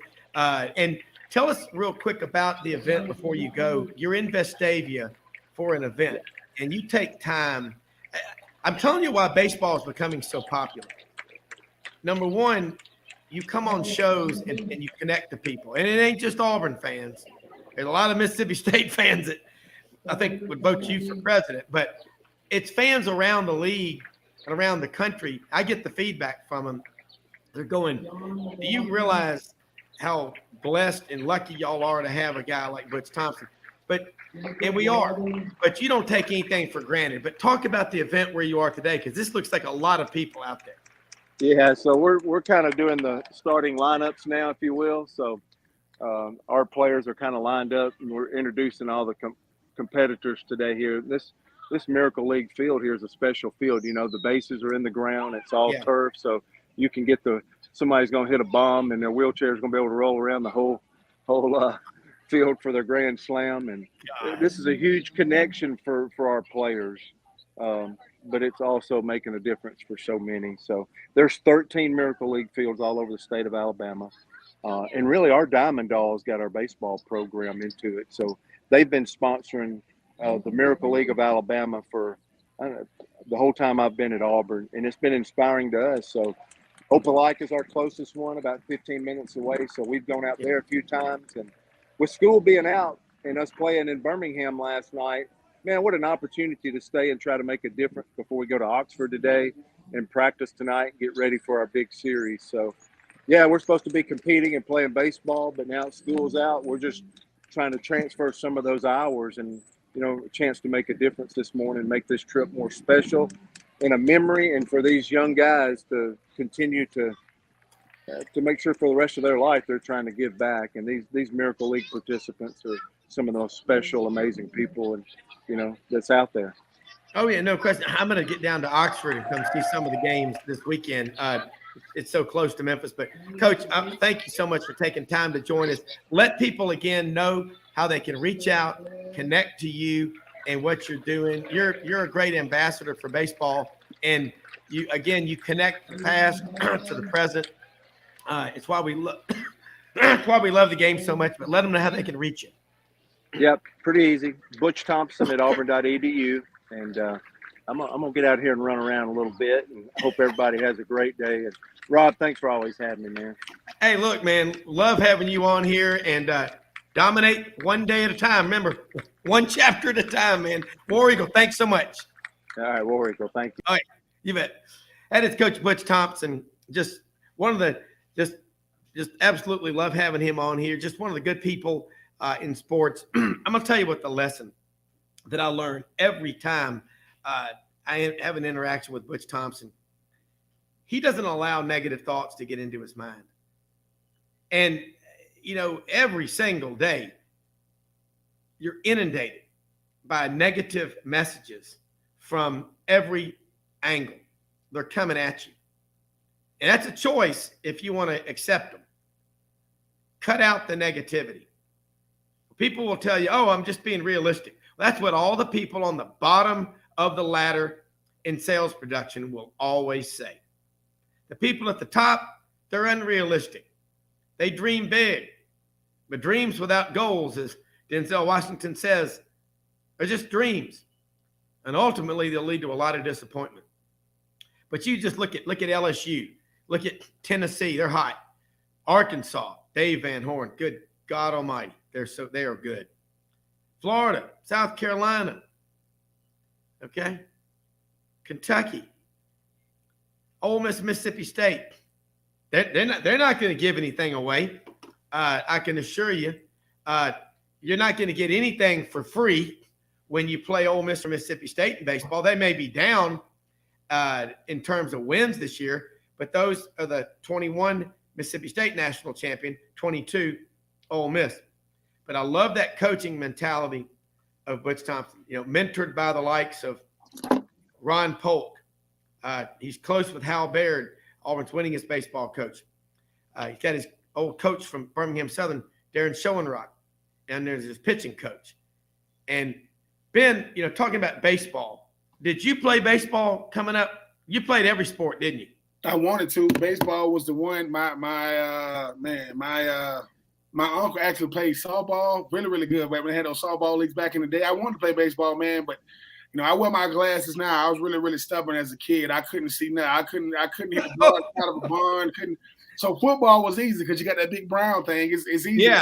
But baseball is more hand-eye coordination. And like I said, when I was in college was the first time I really had a pitcher that can throw like a fastball or a curveball. Mind you, I've never seen a curveball before, Rob. So in my mind, he's throwing the ball right at me. So when he first threw it, I said, dude, if you hit me with it, mind you, this thing is coming right at you. And mind you, then he threw a change up, and I said to myself, you mean to tell me I got to be able to process this much information that fast, and I got to figure out what pitch it is? He goes, yeah, man, don't let hitters fool you, man. You got to do a lot in some milliseconds. Yeah. But so I always respect baseball players only because everybody think they can do it. But how many players play every day? How many sports you play every day? I play Monday, Tuesday, Wednesday, Thursday, Friday, get a day off. My the host of my show, Kevin Thomas, both of his sons play travel baseball. Yeah. So they're giving up their weekends for as long as they can remember. And I don't think people understand. Football is dedication. Yeah. Basketball is dedication. Yeah. Baseball, that's dedication, man. And I'm talking about since you were 5-6 years old, you've been sleeping in cars on the way to different cities. You've been to more small towns than you can name. So shout out to the baseball family. Shout out to the baseball players. No, I mean, I agree. And I'm looking forward. Vernell Browne, now I've sent him the information. He'll be on here in just a minute talking about, you think about a guy like Anthony Richardson. He probably played every sport. Oh, yeah.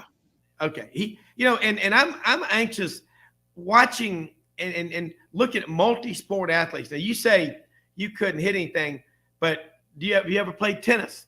I did. I played tennis in high school, which is funny. See, I knew it. That's why. And the thing about the tennis thing was, you go from season to season, right? So you go from football. I went from football season, then play basketball, so I wrestled. Offensive coordinator just happened to be the starting wrestling coach. So it ain't like I could tell. Basically, he said, hey, man, you're going to be in wrestling practice today, right? He kind of gave me that look like, I wish you would tell me no. So I end up wrestling. Then after the wrestling season, here come the track coach. And I'm like, I don't really want to do track. And then one of my friends go, you ever thought about tennis? And I'm like, man, tennis. And then you talk about hand-eye coordination. You talk about speed and agility and reaction. And I only got as good to make it to, well, I didn't get as good. I went from second string doubles the first string doubles. And one time, it was one of those days, Rob, a lot of guys didn't show up to the tournament. I had to go over there to that third string singles, and it was me and this other guy. And like I said, we was good sportsmen. I ended up winning because I was just serving and volleying. I wasn't, but I took a true appreciation to the sport, because at first all I was doing was getting all them neon balls outside. I couldn't even keep them inside the freaking inside. I mean, forget hitting it over the net.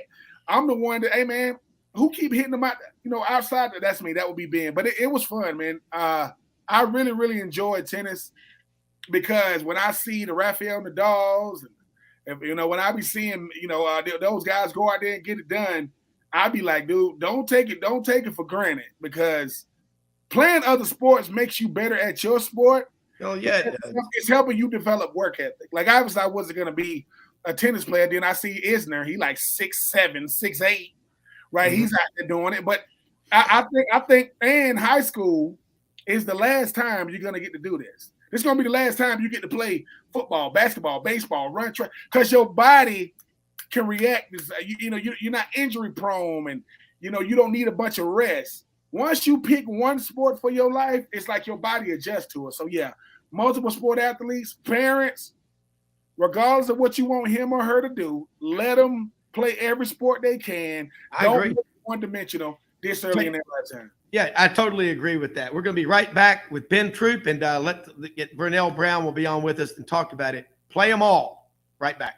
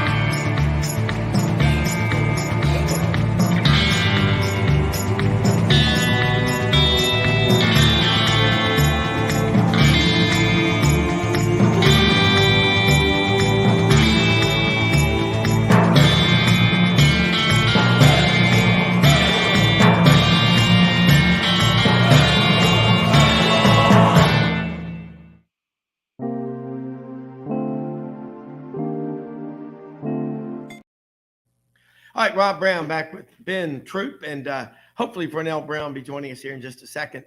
I've sent him links, email and text, so hopefully that'll get it. But Ben, that's something that you see a lot of almost fights with. And yeah, it does. It causes with coaches that want and what they're saying is they want an athlete.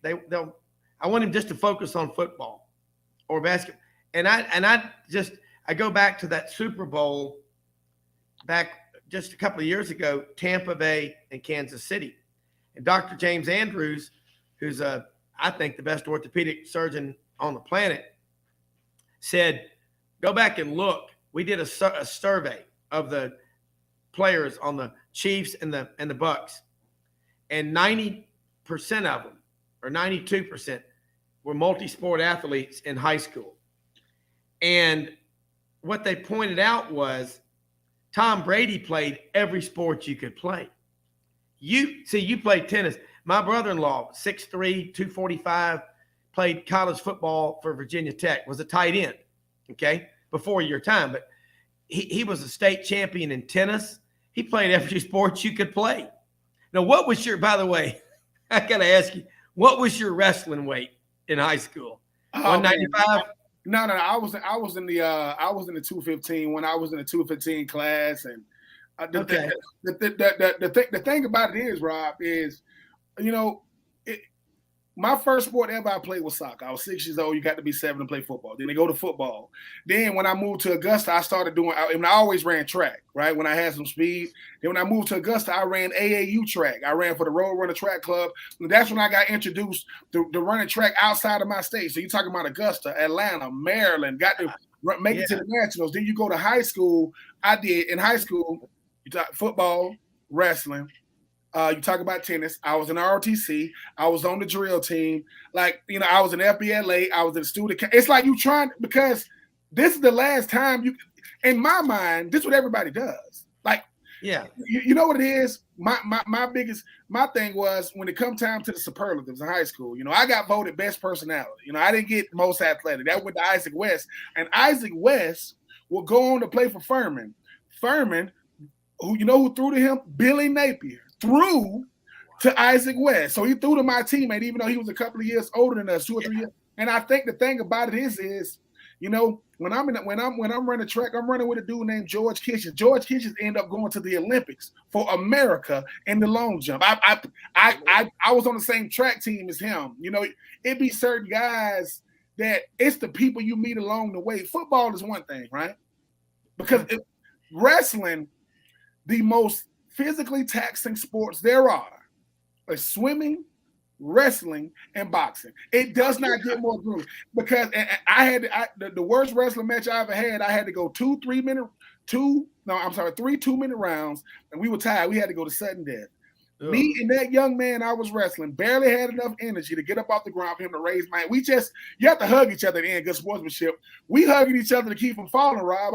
I'm just leaning up against him, leaning up against me, but it's to be able to develop that camaraderie with so many guys, because like I said, I tell my mom all the time, I'm the exception. I am not the rule. Most guys don't go as far as I was blessed to go, but some of the greatest athletes I ever seen, I saw along the way, man. I saw some incredible athletes in track and tennis. And the pressures of these other sports are so much worse because there isn't as many slots. You know how it is to be ranked in the world in tennis? It's almost obsolete. So shout out to all the teammates I had along the way, because like I said, no, it's easy to talk about what I became after I became it. Yeah, no one saw this. Listen, I played tennis so I didn't have to get a job, people. My mama said, you either getting a job, getting out of my house, or you gonna play a sport. Tennis it was. I'll see y'all at tennis practice tomorrow. Well, you think about that. About the time you were coming up, Dontarius Thomas was a football player, played at Auburn, linebacker. You probably I know DT. Yeah. DT.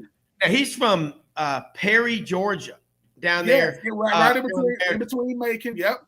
Yeah, and when I lived in Columbus, I went over to Perry because I think there was a Lockheed Martin or something plant there. But my friend Mark Pera played at Auburn 99 through 03, started in 01 at left tackle, 02 and 03, Ben, he started at right tackle. And Mark was from Memphis. He was number 69 for Auburn. You probably saw him playing against him, big guy. And he came and worked with us at Regions Morgan Keegan. Now he's in Tampa, I think, with Raymond James. But DT, he called him, Dontarius Thomas. I asked Coach Tuberville one time about him. He said, look, that kid was a tall, skinny kid, I think about 6'3", 187 pounds. But his Hall of Fame trademark was he ran track. He was on the 4x400 state championship team in Perry, Georgia. And there's another thing about him that was quite interesting is in the summer, he didn't go to all the football camps. He would go to math camps. And that kid was, you had him and you had Carlos Dansby. Oh my goodness. That's almost cheating. For those of you who don't know, the reason why I know DT, man, they used to, back when I ain't had no hair on my face, they used to say me and DT look alike. Like, you look like they're and mind you, we saw each other to come by. DT got drafted, I think 48th overall in 2004. Yeah, and the thing about it is it's funny. People always say, man, y'all look alike. So when I finally met him, it was weird because you're like, wait a minute, let me see. And we look at each other like, what's your daddy's name? My dad's name, John. Yeah. I want to make sure. Perry, for those who don't know, Perry and Swainsboro, they not that far apart as far as distance in the state of Georgia. But that's the thing, though. Perry, and that's the thing. This is when you know a town is small. And man, where you from? Perry. What high school you went to? Perry. Yeah. Like when you went to the same high school as the name of the city, that city's not that big, right? Yeah. Perry is in between Macon. It's not Macon. But yeah, man, I remember DT, and that just goes to show when people think what is recruiting. I could find a needle in a haystack. I could find the DT in Perry, Georgia, who happens to be the best player in this area, and he's gonna go from 180 pounds to a 240-pound beast, and he got Carlos Dansby next to him. How are you supposed to run the football? How are you supposed to do anything with guys that athletic right beside each other? And then Carlos Dansby is a preacher's kid. He out there praying for you and knocking the hell out of you in the same play. Hey, man, that's Auburn for you, man. That's Auburn for you. Well, and you think about it, Carlos Dansby played in the NFL 16 years, and he made a play in the 2001 Peach Bowl, Auburn versus North Carolina, and Peppers was the big defensive lineman. Julian Peppers. Mark Parra told me, he said, Browne, he said, trying to block that guy. I was like, I'd go over to the offensive line coach. He goes, we'd go over to the sidelines, and Coach Nall would go, what are you doing? He goes, he goes, that's a Hall of Fame guy. The other one Mark said that was a nightmare to try to block was a kid out of Storrs, Connecticut, or Bridgeport, Dwight Freeney, defensive end, Syracuse. Everybody you're naming, I want people to know this. Everybody you're naming, right? I have played against Dwight Freeney for 4 straight years in the AFC South. So I got him. That's 8. That's 2. That's 2. That's 2. 4, 6, that's 8 times because I got him twice a year. He's in our division, right? I got Julius Peppers outside the division because we played the NFC South. For people who don't know what I mean, I think Dwight Freeney is second all time in sacks. Yes. And the coach is right behind Robert Mathis. He was unblockable at Syracuse. You could not block him when it comes to Syracuse. Julius Peppers, for those of you who don't know how great he is, I think he's 4th all time in sacks in the NFL. 4th. Incredible. And this is the thing about Julius Peppers, right? Most guys are tall. We 6'4", 6'5", we're tall guys.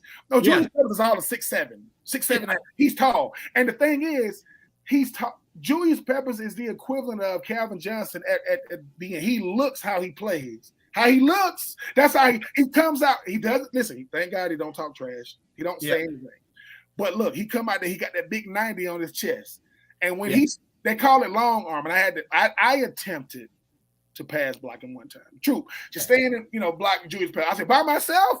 He did this thing called long arm, and I got long arms. He stuck his one arm and controlled my whole body. Now, the quarterback got the ball off. I'm fixing to fall. I'm getting ready to fall. He grabs me with the same arm and pulls me back. I got you. He ain't, because he knows this ain't what I do, Julius. I get out in the route. And I'm telling you, these are the type of people that I don't think you understand. I got Michael Strahan one week. I got Jason Taylor next week.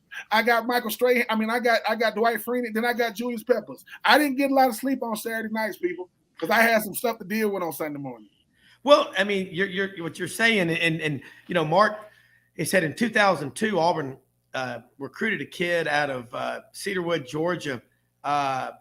His name was Marcus McNeil, and Marcus was. He said, Coach Tuberville said, Mark, you've been my starting left tackle. I'm going to move you to start at right tackle because Marcus McNeil came in and started 02, 3, and 4, and I think in 38 starts he didn't give up, but maybe 2 sacks his entire career. But Marcus was ginormous, 6'8" or whatever, and Tennessee recruited him as a tight end.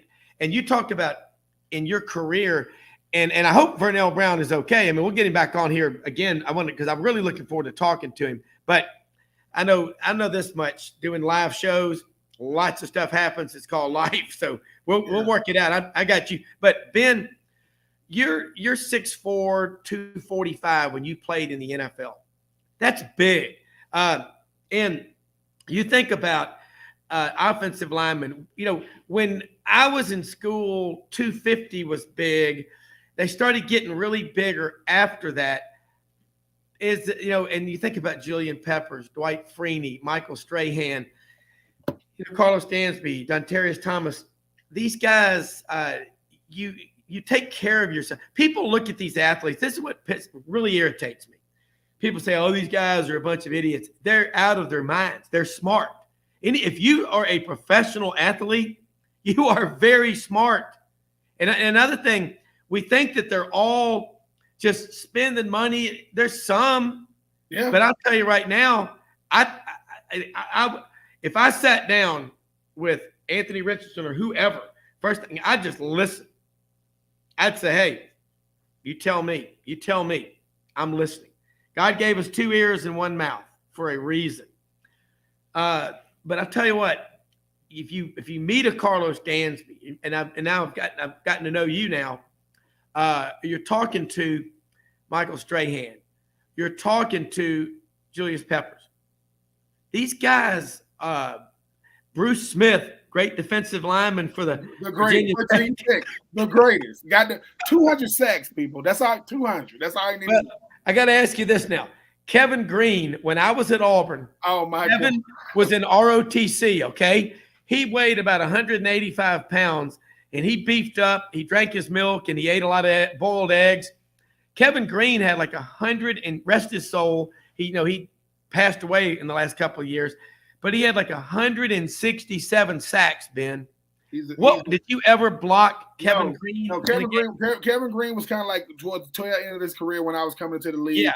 I think that the thing, Kevin Green to me, he's one of the godfathers of sacking the quarterback. Him and Bruce Smith and Reggie White, these dudes, they just had a knack. I remember most people remember Kevin Green when he was with Pittsburgh. I remember Kevin Green when he was with Carolina.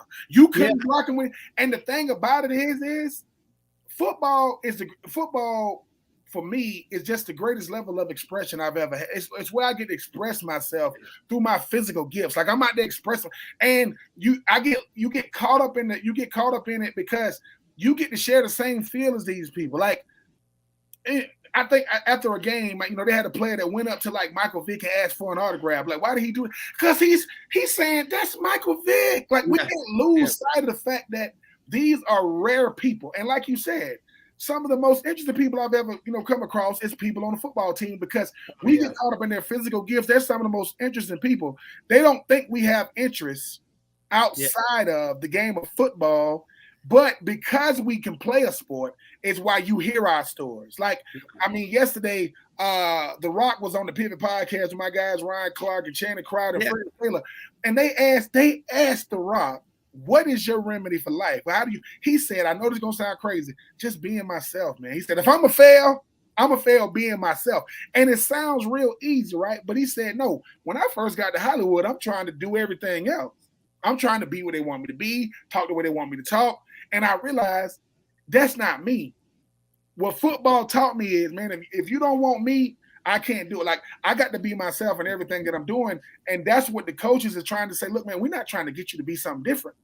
We're trying to get you to be yourself, but you got to do it in more of a structured way. Like, this is how we do. And it's like this. Calvin Johnson is about as gifted as a football player you ever see. All they did is say, hey, man, this is the route tree. This is our offense. Okay. And he went out there and got it done, right? It's like you talking about Auburn players, right? You know who was one of the most feared Auburn players because of what he did? Junior Rose Green. When he hit Reggie Browne, number one, his name is Junior Rose Green. That's not. You got football players' names like Junior Rose Green, what's